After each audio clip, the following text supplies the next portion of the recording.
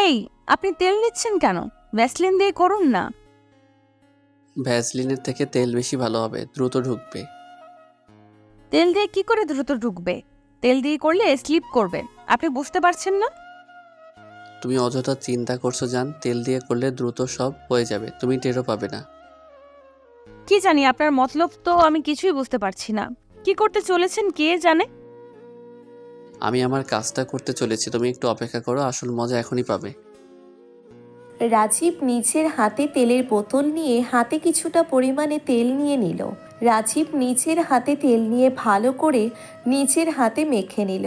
রাজীব নিজের হাতে তেল মালিশ করে দিয়ে ভালো করে হাতটা মাহির দিকে এগিয়ে নিতেই মাহি রাজীবকে উদ্দেশ্য করে বলতে লাগলো।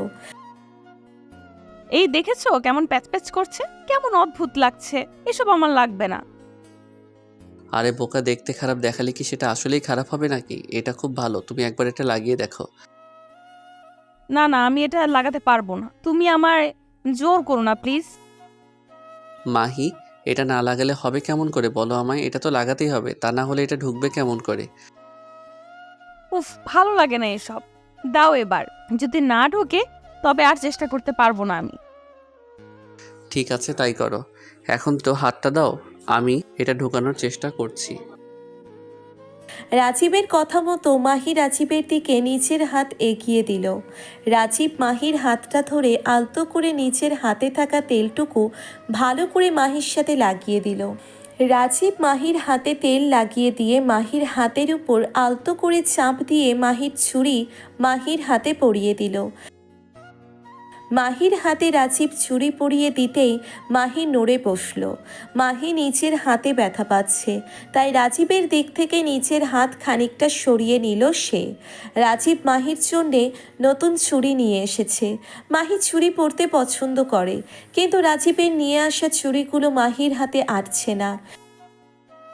মাহি কোনোভাবেই এই ছুরিগুলো পরতে পারছে না। রাজীব আইডিয়া করে মাহির হাতে তেল দিয়ে ছুরি ঢুকিয়ে দিল। আর রাজীবের এই প্ল্যান একদমই কাজ করে। প্রথমবার চেষ্টা করতেই রাজীবের নিয়ে আসা ছুরি মাহির হাতে চলে যায়। রাজীব মাহিকে ছুরি পরিয়ে দিয়ে মাহিকে উদ্দেশ্য করে বলতে লাগলো। মাশাআল্লাহ, কত সুন্দর লাগছে দেখছো? এই চুড়িগুলো তোমার হাতে আসতেই নিজের আসল রূপ ফিরে পেয়েছে। কচু, আপনার চুড়িগুলো সুন্দর দেখে আমার হাতে মানিয়েছে। তোমার হাতে মানিয়েছে তো তোমার হাতটা সুন্দর দেখেই, তা না হলে একদম মানাতো না। হয়েছে। এখন দেখেন আমার হাতে কেমন তেল চিপচিপ করছে। আমি একদমই তেল সহ্য করতে পারি না। তাই নাকি? যদি তেল নিয়ে তোমার এত সমস্যা থাকে তবে তেল মাথায় কি করে দাও? আমি তেল মাথায় দেই কি এমনি এমনি নাকি? বাধ্য হয়ে দিতে হয়। আর আমি তো কখনো নিজে নিজের চুলে তেল দেই না। আম্মু দিয়ে দিত। এখন তো নিজেকেই দিতে হয়। ও মা, সে কি কথা! আমি আছি তো সোনা, আমি তোমায় তেল দিয়ে দিব। থুর, আপনি তেল দিয়ে দিবেন কেন? আপনার অফিস আছে না? সারাদিন কি অফিসে পড়ে থাকবো নাকি? রাতে বাড়ি এসে তোমার চুলে তেল দিয়ে দিব। না থাক, এত কিছু লাগবে না। আপনি এখন একটু রেস্ট করুন, আমি গিয়ে হাত ধুয়ে আসছি। ঠিক আছে, যাও। আর হ্যাঁ, সাবধানে যাবে। তুমি তো নিজের একটু যত্ন নাও না। তুমি যাও, আমি একটু কাজ করে নেই। ঠিক আছে, করে নিন, আমি আসছি।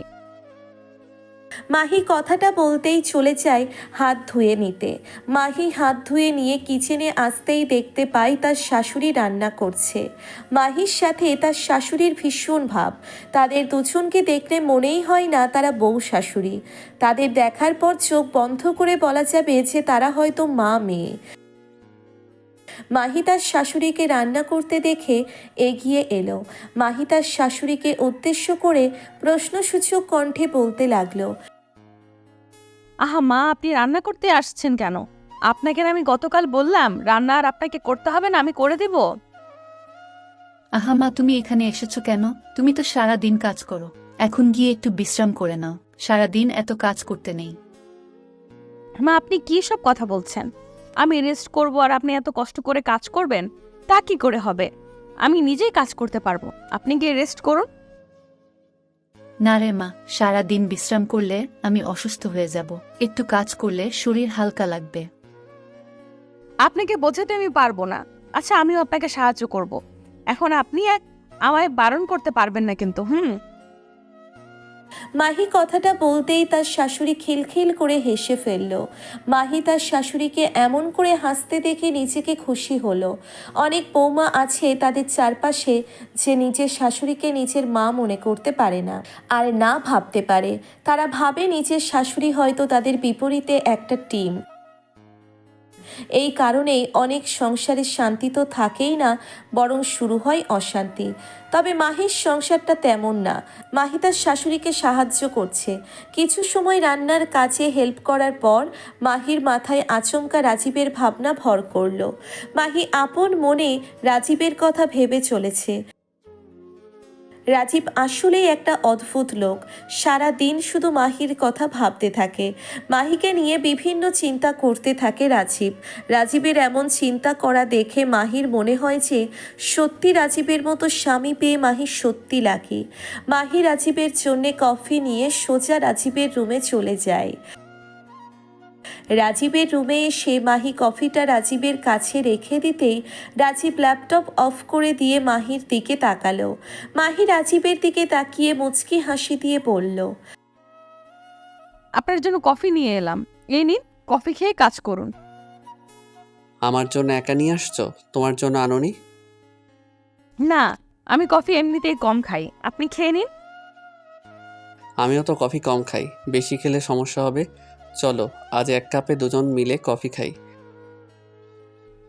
এক কাপে দুজন মিলে খেলে কেমন করে হবে? আমার মুখের এটু করা জিনিস আপনি পান করলে আপনি অসুস্থ হয়ে যাবেন। আমি কেন অসুস্থ হতে যাব? আমি অসুস্থ হব না। তুমি আমার সাথে বসে এক কাপে কফি খাবে কিনা বলো। আপনি না বড্ড বেশি জোর করেন, আমি আপনার সাথে কথাই পেরে উঠবো না। চলুন, খাচ্ছি। মাহি রাজীবের পাশে বসলো।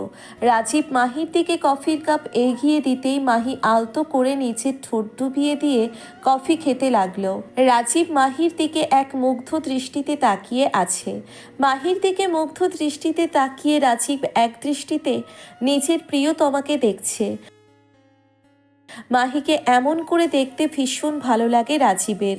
রাজীবের এমন চাহনি দেখে মাহি খানিকটা লজ্জা পেতে লাগলো।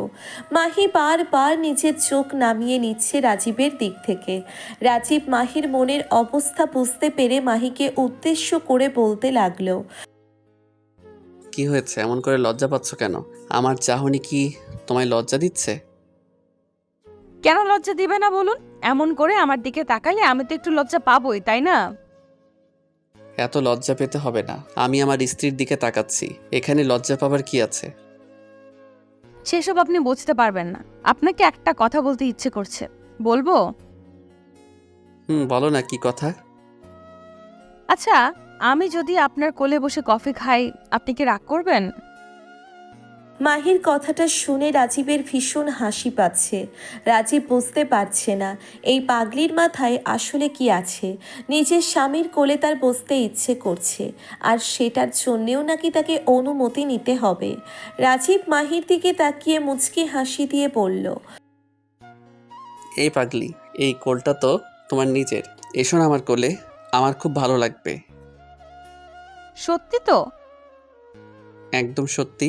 তাছাড়া আমি তো এটাই চাই, আমার স্ত্রী সবসময় আমায় কোলে বসুক, আমায় আদর করুক, আমি একটু রোমান্টিক হয়ে যাই।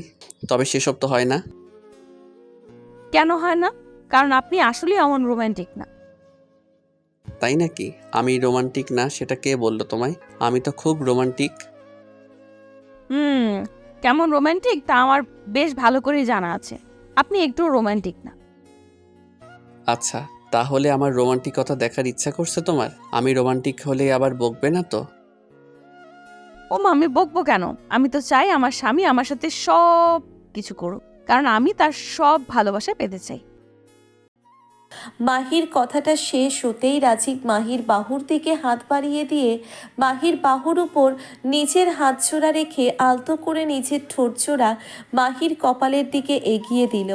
রাজীব নিজের ঠোঁট জোড়া মাহির কপালের দিকে এগিয়ে দিতেই রাজীবের ঠোঁট মাহির কপালকে স্পর্শ করে। রাজীবের ঠোঁটের ছোঁয়া মাহি নিজের কপালে পেতেই এক অদ্ভুত ভালো লাগা মাহির মনের মাঝে বয়ে যায়। মাহি চোখ বন্ধ করে রাজীবের ঠোঁটের স্পর্শ গ্রহণ করে।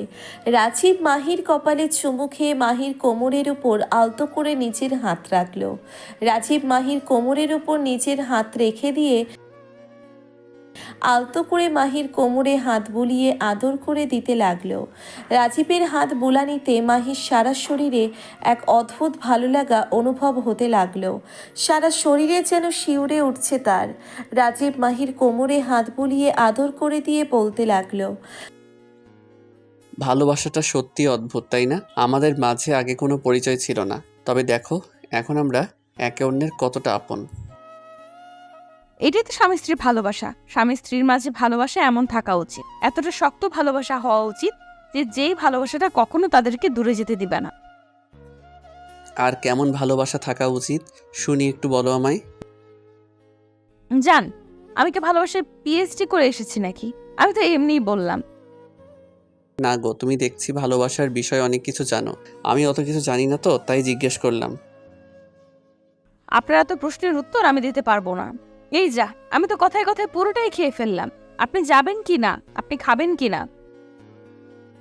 আমি আর কি খাবো, তোমার থেকে খেতে হবে আর কি।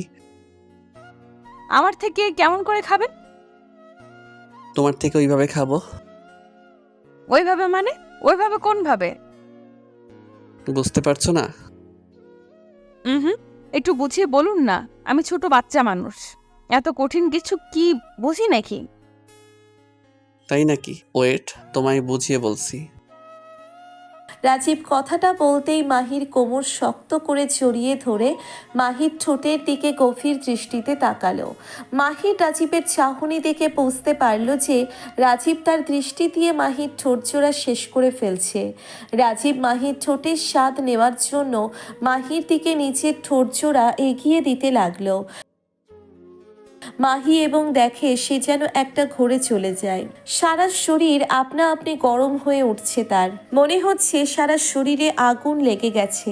আর লাগবে নাই বা কেন, এটা তো ভালোবাসার আগুন, না লেগে কি উপায় আছে? রাজীব মাহির ঠোঁটের দিকে এগিয়ে আস্তে আস্তে খুব কাছে চলে আসলো। রাজীবের গরম নিঃশ্বাস ভারী হয়ে মাহির মুখের উপর পড়ছে। মাহি আর সহ্য করতে পারছে না, নিজেকে সামলানো যেন দায়ী হয়ে পড়েছে তার। রাজীব নিচের ঠোঁটজোড়া আলতো করে মাহির ঠোঁটের সাথে এক করে নিয়ে পাগলের মতো ভালোবাসা দিতে লাগলো।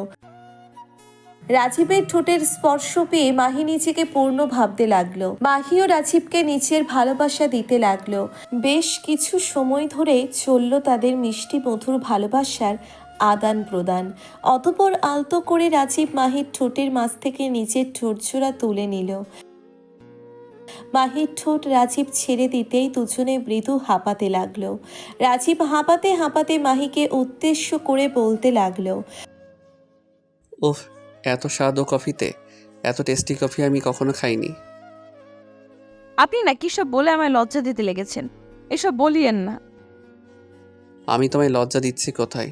আমি তো তোমার ঠোঁটের স্বাদের প্রশংসা করছি।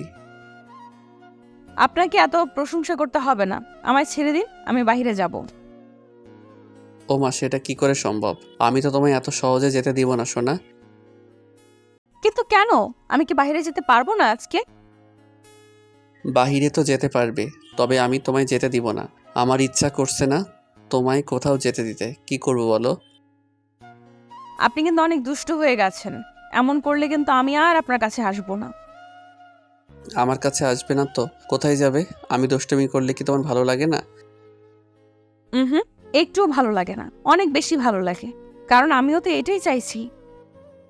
ওরে ফাজিল বউ আমার, আমার বারণ করো অথচ নিজেই এসব চাইছো। একদম তাই, আমি আপনাকে বারণ করবই তো, কারণ আমি লজ্জাবতী, তাই আমার লজ্জা বেশি। তবে তো তোমার এই লজ্জার অহংকারকে আমায় ভেঙে দিতে হয় সোনা। ওয়েট, তোমার লজ্জাগুলোকে আমি ভেঙে দিচ্ছি।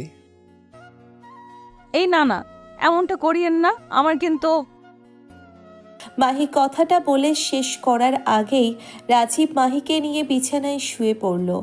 মাহিকে বিছানায় শুইয়ে দিয়ে ভালোবাসা দিতে লাগলো রাজীব। রাজীবের ভালোবাসা পেয়ে মাহি পরম শান্তি অনুভব করতে লাগলো। ভালোবাসা সত্যিই অদ্ভুত। স্বামী স্ত্রীর মাঝে থাকা ভালোবাসাটা সত্যি অসাধারণ। বেঁচে থাকুক রাজীব আর মাহির মতো দুষ্টু মিষ্টি ভালোবাসার গল্পগুলো।